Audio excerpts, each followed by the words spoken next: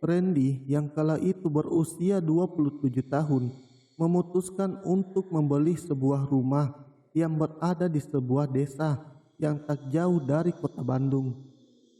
Randy membeli rumah itu sebagai hadiah pernikahannya dengan Bella yang beberapa bulan lagi akan digelar di penghujung tahun ini. Alasan Randy membeli rumah tersebut datang ketika dirinya sedang liburan dengan calon istrinya itu. Secara kebetulan, Bella melihat rumah itu dan berkata kepada Randy, jika rumah ini direnovasi sedikit saja, akan jadi hunian yang nyaman. Bagaimana tidak, rumah bergaya lama tersebut memiliki pekarangan yang mempunyai beberapa pepohonan hijau. Di antaranya ada pohon mangga yang tak terlalu tinggi. Berada di desa yang tak terlalu ramai penduduk membuatnya cocok sekali menjadi rumah itu sebagai hunian nyaman untuk bersantai. Randy pun membeli rumah tersebut setelah mencari-cari siapa yang bertanggung jawab atas rumah tersebut. Ternyata rumah tersebut sudah menjadi properti negara karena sudah kosong beberapa puluh tahun.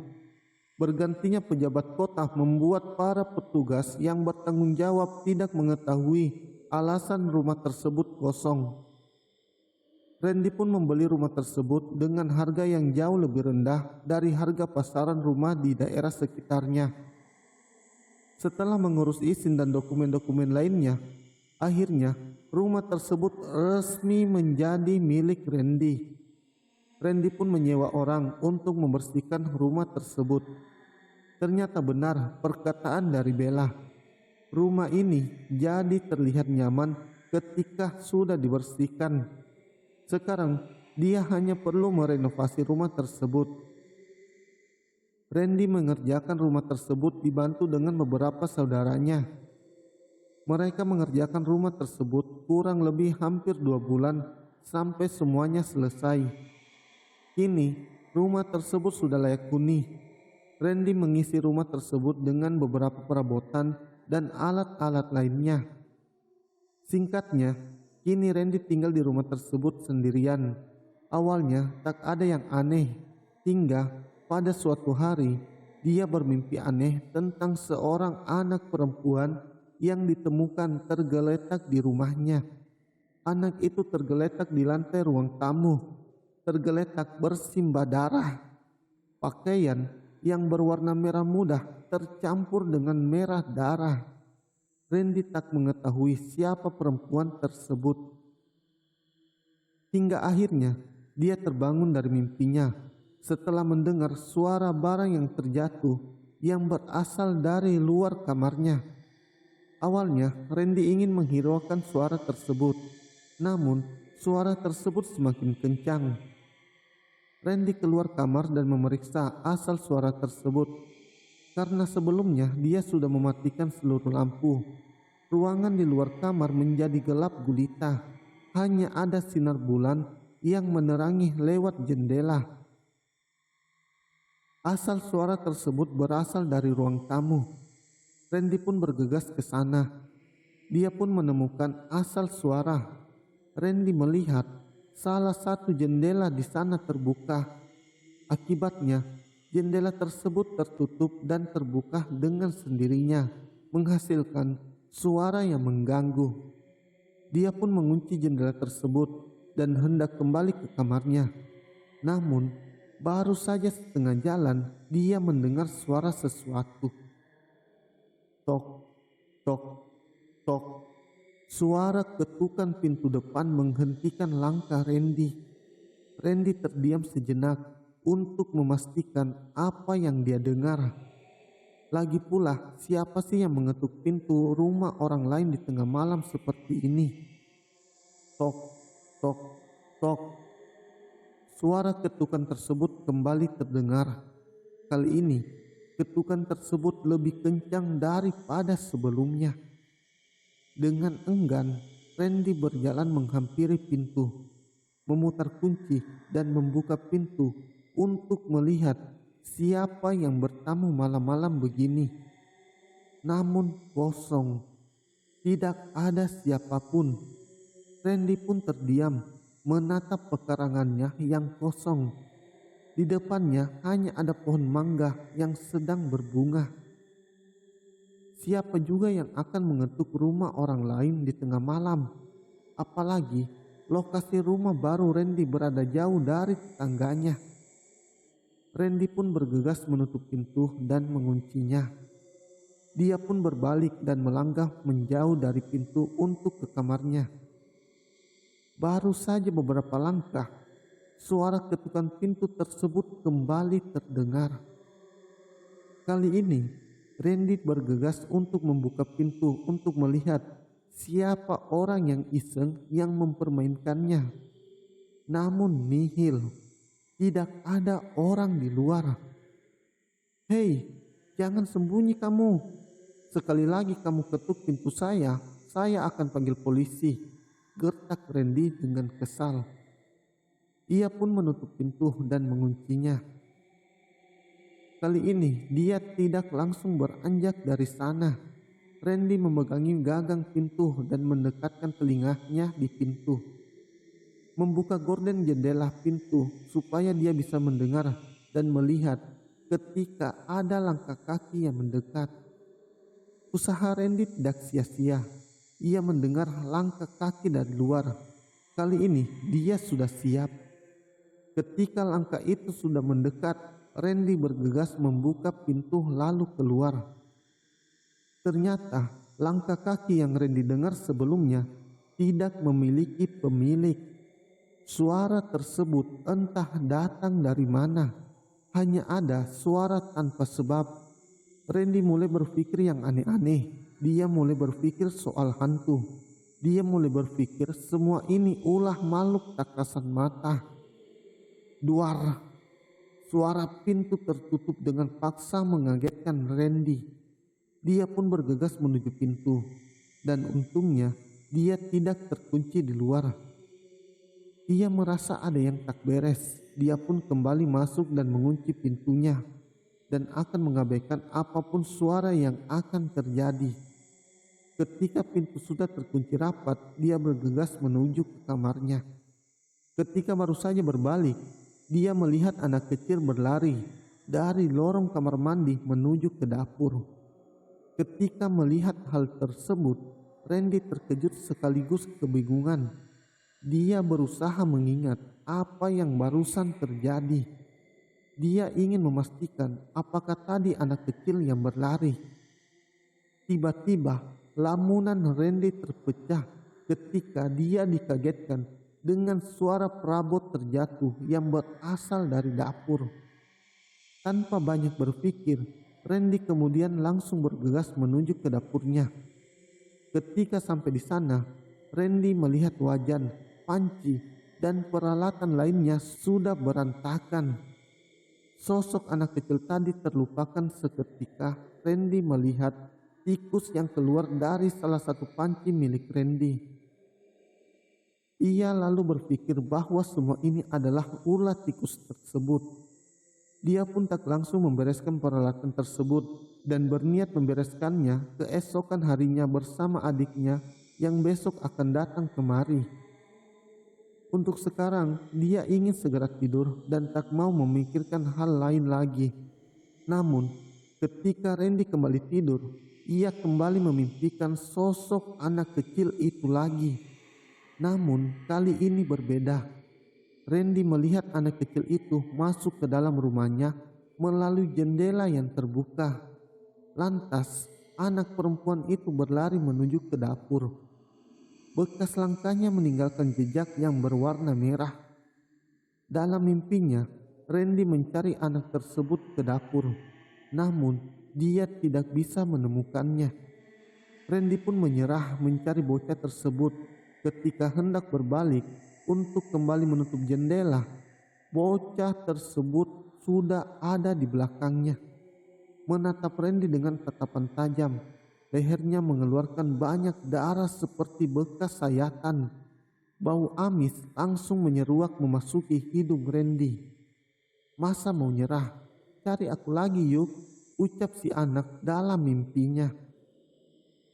Setelah mengucapkan hal tersebut, bocah tersebut berlari meninggalkan Randy yang diam membisu. Pandangannya berangsur buram hingga akhirnya berubah menjadi gelap. Dia pun bangun dari tidurnya di keesokan paginya. Ia pun lupa akan mimpi yang ia dapat semalam. Dia pun bergegas ke kamar mandi untuk membasuh muka dan membersihkan dirinya. Ketika selesai membersihkan diri, ia pun menuju dapur untuk membuat sarapan. Namun, alangkah terkejutnya Randy ketika melihat dapurnya yang berantakan. Ia pun teringat bahwa semalam ada tikus yang membuat dapurnya berantakan. Randy pun membereskan alat-alat yang berserakan dan mulai membuat sarapannya. Ketika sedang sarapan di ruang tengah, tiba-tiba pintu depannya ada yang mengetuk. Randy pun menghentikan sejenak sarapannya dan menuju pintu untuk membukakan pintunya. Ternyata itu adalah adiknya yang datang. Ia memang menyuruh adiknya untuk berkunjung seraya membantu dirinya untuk bersih-bersih rumah. Awalnya adiknya menolak, namun setelah diiming-iming upah oleh Randy, akhirnya dia mau. Mereka pun mulai sarapan bersama terlebih dahulu sebelum memulai membersihkan rumah.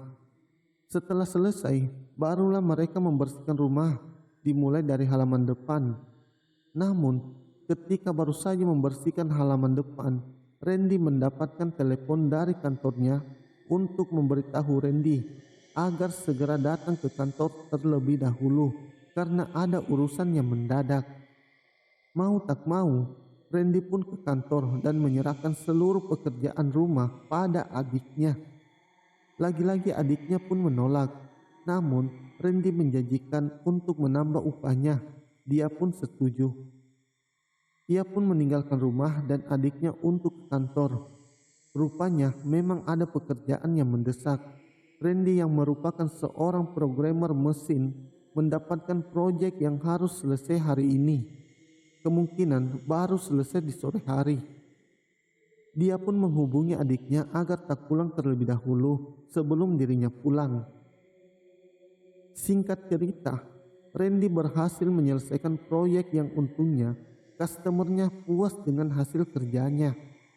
Setelah itu, ia pun bergegas pulang ke rumah barunya. Dia melihat adiknya berada di halaman rumah menunggu kedatangannya. "Gila mas, gue baru sadar rumah lu nyeremin," ucap adiknya. Randy pun menatap bingung adiknya setelah mendengar perkataan adiknya tersebut. "Emangnya kenapa?" tanya Randy. Adiknya pun menjelaskan apa saja yang terjadi ketika Randy pergi. Setelah Randy pergi, adiknya bernama Ilham membersihkan halaman rumah kakaknya sendirian. Setelah selesai, dia hendak membersihkan bagian dalam rumah dengan cara menyapu dan mengepel. Lalu, ketika dia hendak masuk, dia melihat anak kecil menatapnya dari luar gerbang. Dia pun menjelaskan ciri-ciri anak tersebut. Anak perempuan memakai baju merah muda, memakai bandau di kepalanya, dan jepit rambut kupu-kupu. Ilham pun mendekati anak tersebut. Ketika dia dekati, anak tersebut kabur berlari ke arah jalan. Melihat anak tersebut kabur, Ilham tak mengejarnya. Dia memilih masuk ke dalam rumah. Ilham kemudian mengambil sapu yang berada di dapur. Tapi ketika kembali ke ruang tamu, anak perempuan yang tadi sudah ada di jendela dekat pintu melihat ke arahnya dengan tatapan kosong. Ilham pun heran, bagaimana anak ini bisa masuk? Bukannya gerbang depan sudah ia tutup rapat? Dan benar saja, Ilham menengok ke arah gerbang yang masih tertutup rapat.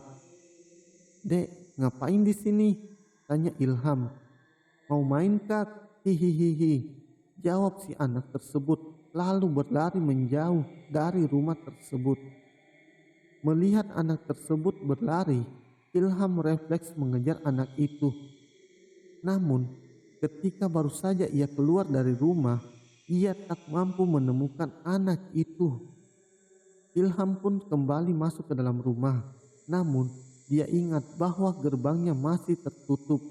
Jadi, kemungkinan besar si bocah masih ada di sekitar rumahnya. Ilham tak memperdulikan hal tersebut. Dia mulai menyapu lantai dan membuangnya keluar rumah. Sekarang giliran Ilham mengepel rumah kakaknya itu. Ia mengambil pel yang berada di kamar mandi. Ia mengepel bagian dalam rumah terlebih dahulu, barulah mengepel bagian luarnya. Ketika selesai mengepel rumah, ia sengaja menunggu di teras rumah untuk menunggu lantai yang ia pel mengering dan juga untuk mencari si bocah perempuan yang tadi.